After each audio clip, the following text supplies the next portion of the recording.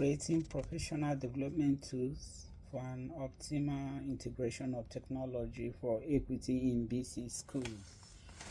Understanding the digital equity in British Columbia classrooms. The purpose of this page is to introduce the basics of the course, Digital Equity in BC Schools. I offer justification as to why technology integration should be made intentional and why equity should guide such decisions. By the end of this page, I expect teachers to be able to define digital equity in practical classroom, distinguish between equality and equity, identify potential digital equities in their own classroom, and finally understand the key contextual challenges within British Columbia. What do I mean by digital equity? According to Wells, digital equity in education deals with inclusion, and as it is all about making sure that each student has what they need to succeed. On the other hand, digital equality deals with giving every student the same device, as difference in features of the device can directly affect learning outcomes. Therefore, the difference between digital equity and the digital equality is that equity deals with access, that's inclusivity, to digital services in education, while equality deals with features of the digital devices, making sure that they are the same for all the students. And in British Columbia, which is my basic case study, the technology is centered to curriculum reform in British Columbia, guided by priorities of the British Columbia Ministry of Education. The ministry solicited input from a wide range of interest groups, which included the teachers, the business leaders, and parents. And the key content were pared down in the new curriculum, and it also introduces new cross-curriculum core competencies. On the same note, the provincial assessments were revamped to align it with contents and goals for the new curriculum. Outside the school setting, not all the students have the same access to digital resources. Some of the learners have their personal laptop at home with high-speed internet and supporting learning environment at home. For others, they might solely rely on school facilities or shared devices to excel. And you can't compare these two students. Definitely one will do very well, better than the other person. Digital literacy goes beyond the back function of the device. It encompasses skills like navigating multiple platforms, evaluating online information, collaborating online, and managing digital files and protecting personal data.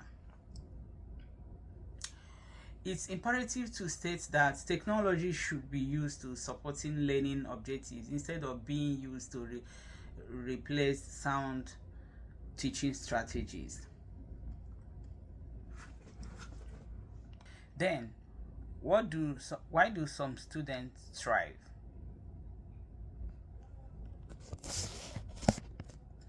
Some students thrive for so many reasons or good factors. Some thrive because they have strong digital confidence. They comfortably experience with new platform and independently solve technical issues on their own, even after school. And they also have access to technology at home. They practice the use of digital tools outside the classroom setting. So definitely there is no how because practice makes perfect, there's no how they will not thrive. And again, they have high level of autonomy. They are able to manage time, tracing assignments online, like complete conducting search all the time, and engage in independent tasks. They also familiarize in collaborating, because in collaboration online they have so many ways to collaborate. They easily engage in digital presentation discussions, like in a board meeting, and discussion boards and visual group works. Why do some students disengage silently? A lot of people disengage because of so many negative factors, like technological anxiety. When students feel uncertain about their technological skills, they may fear making mistakes or appearing incompetent in the presence of their peers. Cognitive overload. When students Another negative factor is the cognitive overload. When students are required to simultaneously learn new technology and complex academic contexts, this could lead to cognitive demand that may become overwhelming. And another negative one is, furthermore, they have limited support at home, where when a student do not have reliable internet access or parental support at home for digital assignments, they may experience difficulties with completing online tasks. However, the reduced teachers' visibility. In conventional classroom setting, teachers can easily notice confusion through the facial expression or body language of the students. Most of them are shy, and because of that, they are not able to relate well with the teachers, especially when they feel that their peers are doing the right thing and they are not doing the right thing. So the inability to collaborate in the classroom is one of the negative factors that would make them to disengage silently. Participation gaps and their long-term impact. The gaps that are in this platform manifest in different ways. Online discussion and collaborative projects will be dominated by certain group of students. Meanwhile, some students will tend to submit minimal work or entirely avoid digital participation. Assessment outcome will increasingly reflect technological confidence instead of academic understanding. So, overall and over time, this participation gap will widen educational inequalities. This is because the students that actively engage with digital tools will continue to build valuable skills like digital communication, information literacy, and online collaboration, while those that disengaged with means they will miss the opportunity to develop these competencies, making them less prepared for higher education and the digital workforce. Then, what are the roles of teachers in preventing this digital equality? Because as learners, they cannot help themselves. The teachers are expected to intervene in whatsoever and make sure that they learn effectively.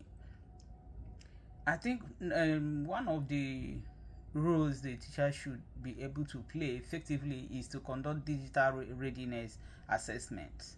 Most teachers just enter the classroom without preparing their minds. It's better to prepare when a student, make sure that the students feel very active. When students feel uncertain about their technological skills, they may fear making mistakes or appearing incompetent in the presence of their peers.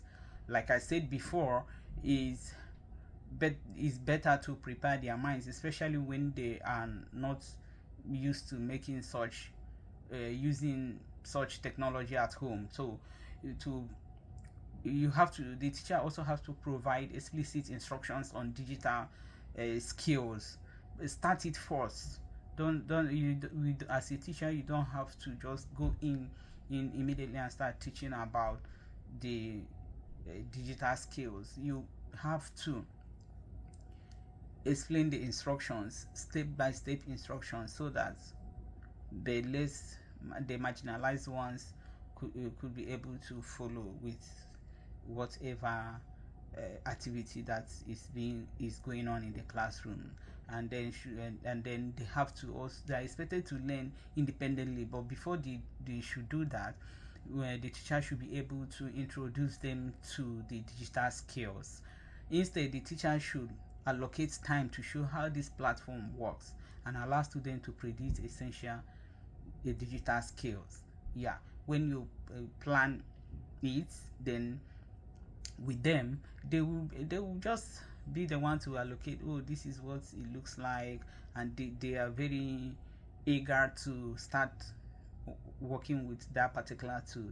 And then you have to offer multiple ways to participate. The digital activity designed by the teacher should include different options, not just one fits or takes all, one with or one fits all. You have to figure out participation, like video submissions, written responses, collaborative documents, and audio recording.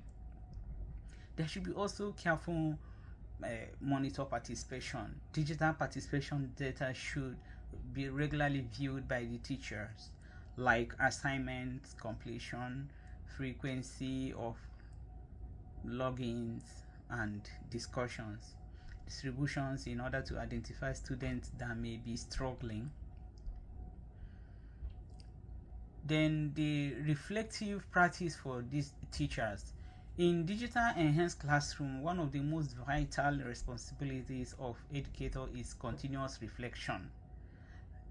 This is imperative that teachers regularly ask themselves critical questions about the impact of technology on their students. Now, we have discussed the issue of teachers and learners. Now, this reflection is mainly what the teachers should be able to take home each day coming to the school, which they have to identify which students are most effective during digital activities, which students appear less engaged or hesitant to participate, and are digital tasks benefiting students equally? Yeah, not just giving them the same device, but equitably giving them what they need at that particular point to achieve working on their own independently, or are certain learners consistently advantaged? Yeah, because if some are advantaged and some are not, definitely they are going to be disengaging all the time. Does the technology enhance understanding of the subject, or does it create additional barriers? Through these reflections, they will be able to adjust their instructional strategies to make sure that the technology being deployed provides support for equitable learning outcome. After completing this page, teachers should now be able to identify digital inequalities in their classroom, because it's right there. They know the students that are able to cope and the ones that are not able to cope, and explain why equity must guide technology decisions. Yeah, giving the particular person what he or she needs equitably at that particular point in time for effective learning, and recognize BC specific contextual challenges.